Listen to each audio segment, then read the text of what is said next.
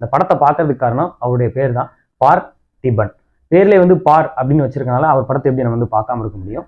அதுக்காகவே அவர் படத்தை போய் நான் வந்து பார்த்தேன். இந்த படத்துல வந்து பார்த்தீங்கன்னா ஒரு மலைப்பாம்பு, ஆடு, அப்புறம் வந்து பருந்து, இப்படி பல விதமான விலங்குகள், பறவைகள் எல்லாத்தையும் காமிச்சாரு. கண்ணுக்கு தெரியாத ஒரு மான் வந்து படத்துல வந்து உலாவிக்கிட்டு இருந்துச்சு. அதான் வந்து டி இமான். அவருடைய இசை வந்து இந்த படத்துல வந்து ஓரளவுக்கு படத்துக்கு பக்கபலமா இருந்துச்சு அப்படின்னு நம்ம சொல்லலாம். யூகிக்க முடியாத ஒரு கதையை வந்து பார்த்திபன் அவர்கள் யோசிச்சிருந்தாலும் யூகிக்கக்கூடிய ஒரு திரைக்கதையை வந்து படத்துல வந்து கொடுத்துருக்காரு அப்படின்னு கூட நம்ம சொல்லலாம். எப்பயுமே வந்து வித்தியாசமான படம் எடுத்து ஆடியன்ஸை ஆசம் அப்படின்னு சொல்ல வைக்கணும்னு நினைக்கக்கூடிய பார்த்திபன் அவர்கள் இந்த படத்துலயும் வந்து ஒரு வித்தியாசமான ஒரு முயற்சி பண்ணியிருக்காரு. நாய்க்கு பயந்து ஒத்த செருப்பை விட்டு ஓடுற ஒரு குழந்தை இரவு நிழல்ல பேயை காட்டி பயமுறுத்துற ஒரு பேய் படமா இருக்கும் அப்படின்னு நினைச்சு உட்காந்து பார்த்துக்கிட்டு இருக்க நமக்கு பார்த்திபன் அவருடைய அறிவுக்கு அறிஞ்சளவுக்கு ஒரு அறிவியலை வச்சு ஒரு படம் பண்ணியிருக்காரு அப்படின்னு கூட நம்ம சொல்லலாம். முதல் பாதியில படம் போற போக்க பார்த்தா கண்டிப்பா ஒரு சாவு அப்படின்னு நினைச்சிட்டு இருக்கும் போது அப்பதான் என்ட்ரி கொடுத்தாரு யோகி பாபு.